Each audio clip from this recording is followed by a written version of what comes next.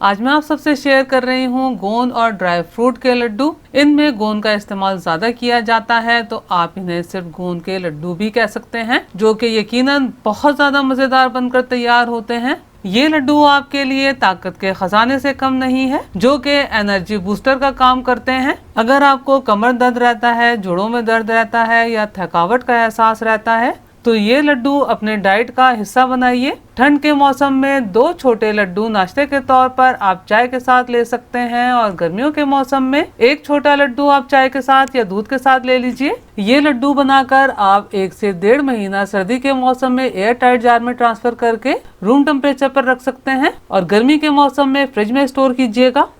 बिस्मिल्लाहिर्रहमानिर्रहीम। अस्सलाम वालेकुम फ्रेंड्स, उम्मीद है आप सब खैरियत से होंगे। सबसे पहले तो मैं ये क्लियर कर दूं कि ये लड्डू खवातीन, मर्द हजरात, बच्चे सब इस्तेमाल कर सकते हैं। ये मैंने 100 ग्राम यानी कि हाफ कप गोंद ली है, जिसे मैंने हावन दस्ते में क्रश कर लिया है।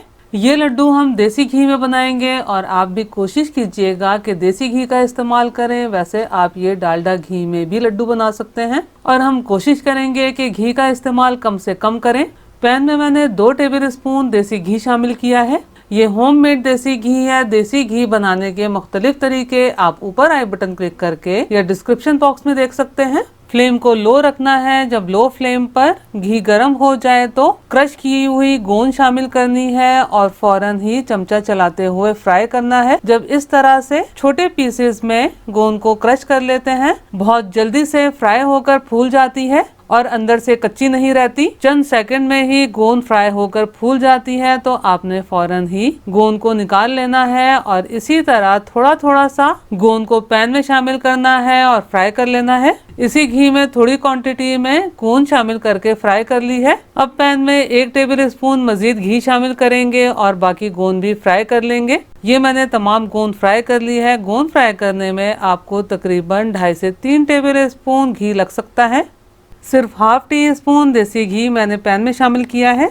ये मैंने थोड़े से ड्राई फ्रूट लिए हैं, जिसमें 2 टेबल स्पून काजू, 1/4 कप बादाम, 1/4 कप अखरोट, 2 टेबल स्पून पिस्ते लिए हैं। आप ड्राई फ्रूट अपने हिसाब से कम या ज्यादा इस्तेमाल कर सकते हैं, और अगर चाहें तो ये लड्डू बनाने के लिए सिर्फ बादाम और अखरोट का भी इस्तेमाल किया जा सकता है। बिल्कुल लो फ्लेम पर 1 मिनट मुस्तकिल चमचा चलाते हुए ड्राई फ्रूट को भून लेना है, ताकि इनका टेस्ट भी बढ़ जाए और ये क्रंची भी हो जाए। ड्राई फ्रूट को 1 मिनट लो फ्लेम पर फ्राई कर लिया है। अब इन्हें एक प्लेट में निकाल लेना है। अब ये जो पैन में घी बचा है, इसमें 1 कप मखाने शामिल करेंगे, और मखानों को भी मुस्तकिल चमचा चलाते हुए लो फ्लेम पर 2 मिनट भून लेंगे। मखाने ठीक तरह से भुन जाने की पहचान ये भी है कि आप इस तरह हाथ से क्रश करेंगे तो फिर फौरन ही क्रश हो जाएंगे। अब इन्हें भी एक प्लेट में निकाल लेना है। बिल्कुल हल्के से घी में 2 टेबल स्पून किशमिश को भून लेना है, ताकि ये फूल के थोड़ी सॉफ्ट हो जाए। सिर्फ 8 से 10 सेकंड भून लिया है। अब इन्हें निकाल लेते हैं। ये मैंने आधा कप नारियल का बुरादा लिया है, जिसे पैन में शामिल किया है। अब मुस्तकिल चमचा चलाते हुए सिर्फ 10 से 15 सेकंड लो फ्लेम पर भून लेना है। नारियल के बुरादे को घी के बगैर भून लिया है। अब इसे भी प्लेट में निकाल लेते हैं। इसी तरह ये मैंने 2 टेबल स्पून चार मगज लिए हैं और 1 टेबल स्पून कद्दू के बीज लिए हैं। इन्हें भी मुस्तकिल चमचा चलाते हुए लो फ्लेम पर 10 सेकंड ड्राई रोस्ट कर लेना है। 10 सेकंड भून लेने के बाद ये मैंने 2 टेबल स्पून खसखस शामिल की है। अब इन्हें मजीद 5 सेकंड लो फ्लेम पर भून लेना है। अब इन्हें भी प्लेट में ट्रांसफर कर लेते हैं। गोंद रूम टेम्परेचर पर मुकम्मल तौर पर ठंडी हो गई है, और ये बहुत अच्छी फ्राई होकर तैयार हुई है। इसे हमने ग्राइंडर वगैरह में ग्राइंड नहीं करना। इस तरह किसी कटोरी वगैरह या ग्लास से गोंद को क्रश कर लेना है। जब इस तरह हम क्रश की हुई गोंद लड्डू बनाने के लिए इस्तेमाल करेंगे, तो जो इसका क्रंच आता है लड्डुओं में बहुत मजेदार लगता है। तो बस इस तरह हल्का हल्का सा हम इसे क्रश कर लेंगे।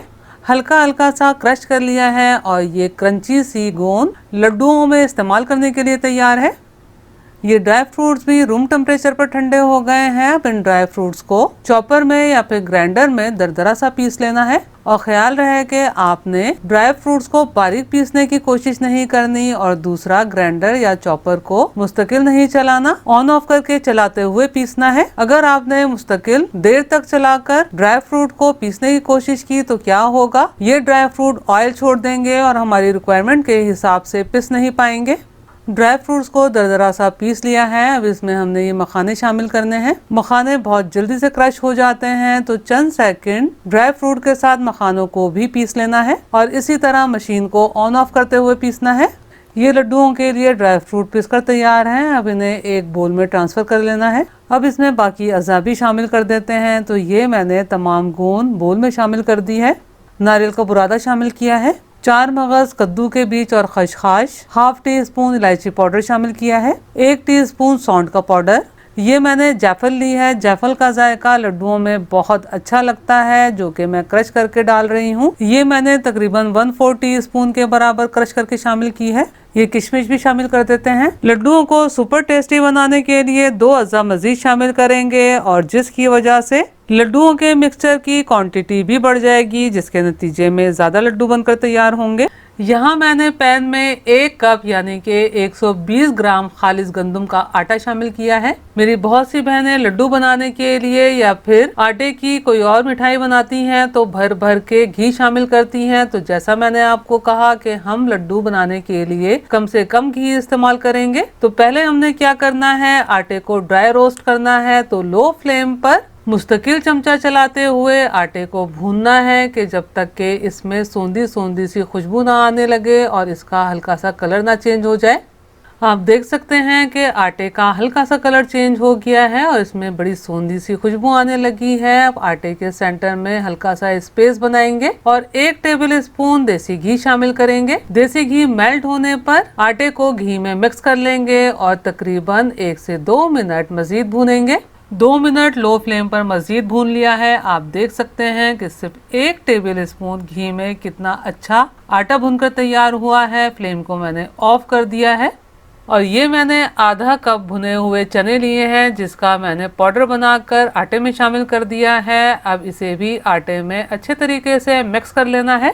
अब इसे भी हमने ड्राई फ्रूट के मिक्सचर में शामिल कर देना है। अब इन तमाम अज्जा को आपस में मिक्स कर लेंगे।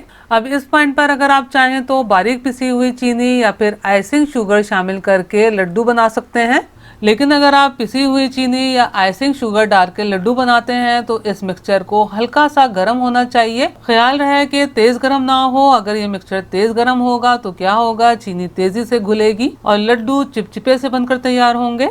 मैं ये लड्डू चीनी के बगैर बना रही हूँ, यानी कि गुड़ का इस्तेमाल करेंगे। पैन में मैंने सिर्फ 1 टीस्पून देसी घी शामिल किया है। घी मेल्ट हो जाने के बाद इसमें ये मैंने 1 कप यानी कि 200 ग्राम क्रश किया हुआ गुड़ शामिल किया है और ये सिर्फ 4 से 5 टेबल स्पून पानी शामिल किया है। फ्लेम को लो रखना है। लो फ्लेम पर मुकम्मल तौर पर गुड़ को मेल्ट होने देना है।